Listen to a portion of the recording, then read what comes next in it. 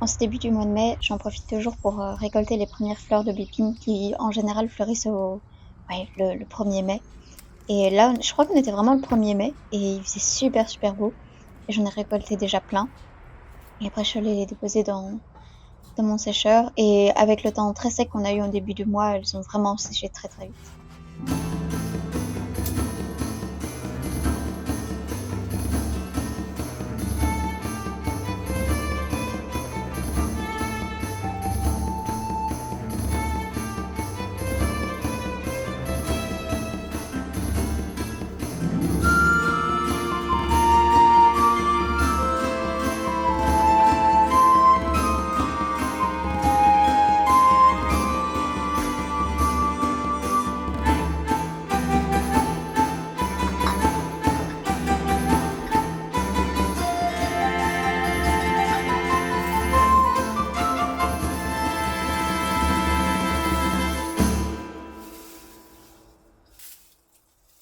Et quelques jours plus tard, elles étaient déjà bien bien sèches et donc petit à petit je les mets dans les pots de conservation qu'on a. Je mets toujours bien un caoutchouc pour que l'humidité puisse pas rentrer par la suite. Et au final, j'en ai eu deux beaux pots pour toute la saison, donc j'étais bien bien contente. Et vraiment, elles ont super bien séché avec le temps et elles sont pas du tout brunes et je suis vraiment contente.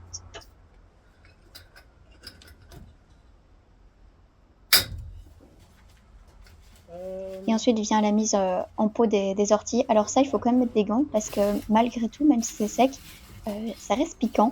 Donc vraiment, j'y vais avec des gants, sinon après on a les mains en feu.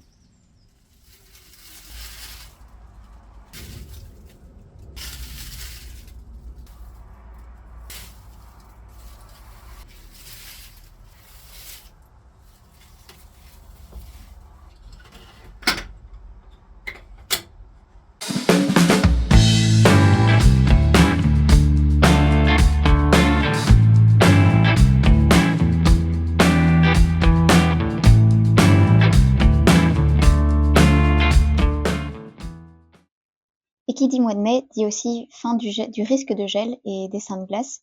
Et donc là, je commençais à préparer les bacs qu'on avait couverts tout l'hiver pour éviter qu'il y ait plein de trucs qui poussent. Et ouais, je retire tout petit à petit. C'était assez long. Et là, cette grosse plaque en caoutchouc était bien, bien lourde, un peu galère à enlever. Et on voit que je galère un peu d'ailleurs. Et ça, c'est pour tous les bacs que je découvre. Là, c'est pour faire des semis en pleine terre. Alors, à l'heure où j'enregistre cette voix off, j'avais mis des carottes à ce moment-là. Et il y avait plein, plein j'en ai mis beaucoup et il y a vraiment plein, plein de mauvaises herbes qui sont sorties. Et donc, les petites carottes, elles sont toutes petites par rapport aux mauvaises herbes. Et donc, j'attends que ça pousse un peu plus pour pouvoir les enlever. Et j'étais un peu triste. Et avec la sécheresse qu'on a, bah, les carottes, elles sortaient pas et les mauvaises herbes, elles sortaient. Et donc, je croyais que c'était mes carottes, mais non. Et donc, bah, j'ai eu des petites déceptions. Donc, bon, en vrai, ça va. Il y a quand même des trucs, mais c'était un peu. À un moment, j'ai cru que ça allait être sans rien qui germe. Mais bon, fallait que je sois un petit peu patiente. Et donc je retire un peu dans tous les bacs où je sais que je vais faire des plantations et dans lesquels papa va devoir regrignoter. Et parfois je retire un peu ce qui poussait parce que parfois il y avait quand même des trucs qui arrivaient à sortir. Et puis là, ça c'est pas les premiers trucs que j'ai mis, mais c'est les cornichons. D'ailleurs, ceux que vous me voyez planter, ben ils sont morts. Voilà, c'est en fait avec le soleil qu'il y a eu, on les a pas assez couverts et les cornichons, cornichons, c'est vraiment assez sensible et ils ont carrément blanchi et ils s'en sont pas sortis. Heureusement, il y en a à d'autres endroits, où on voit derrière papa qui est en train de faire la structure. Là, ça a fonctionné et il y en a un autre qui est plus à droite, il y a droite qui ont pris, mais j'en ai remis à germer, pour être sûre parce que vraiment j'étais vraiment déçue.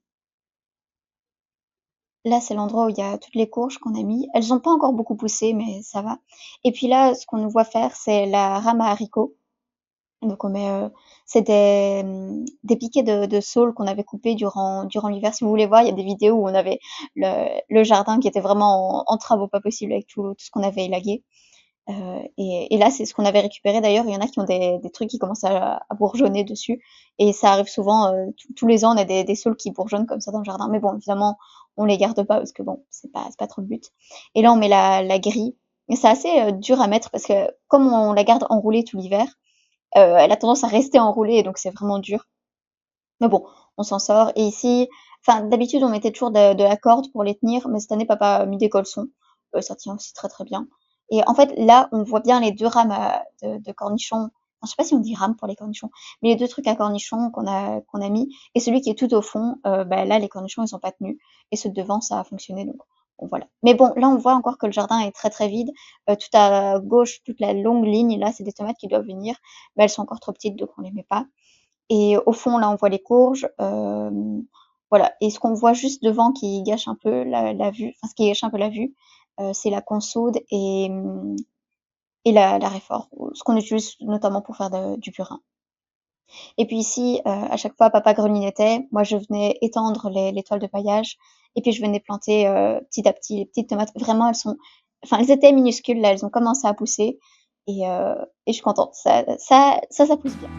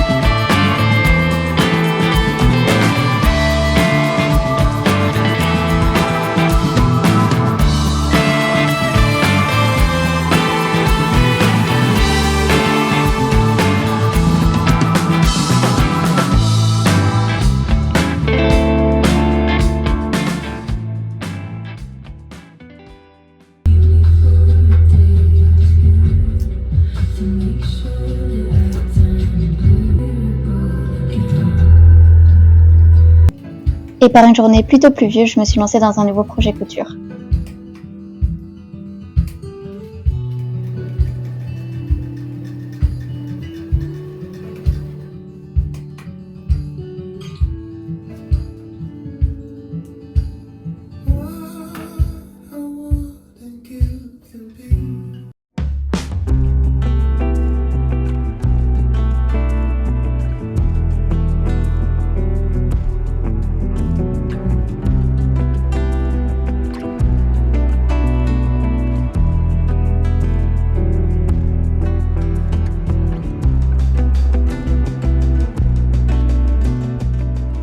Voilà, je viens de vider toute la bergerie et j'ai commencé à ramasser tous les gros cailloux.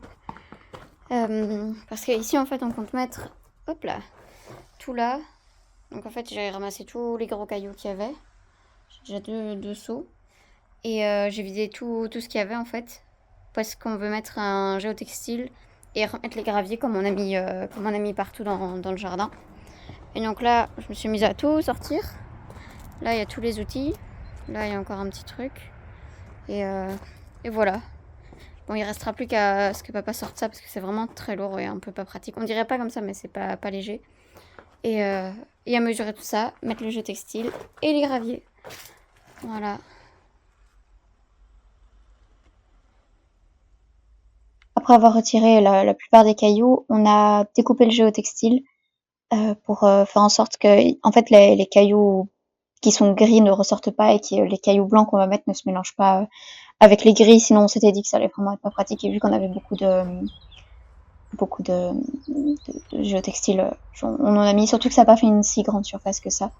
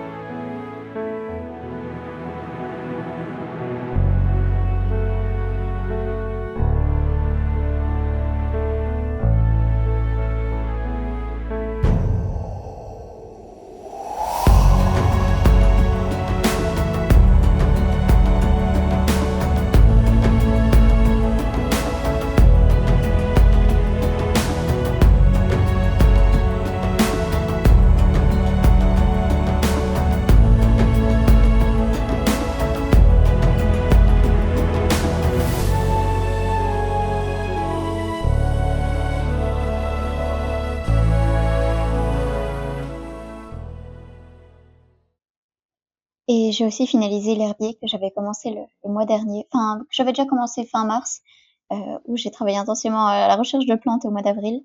Et là, c'était l'étape finale de tout assembler, de tout coller. J'avais fait les étiquettes au préalable. Et c'était vraiment tellement agréable de tout assembler, de voir vraiment tout qui prenait forme. Et ouais, il y avait 20 planches à faire et c'était vraiment chouette de poser chaque plante et de voir comment les mettre pour que ce soit beau et vraiment, j'ai beaucoup aimé.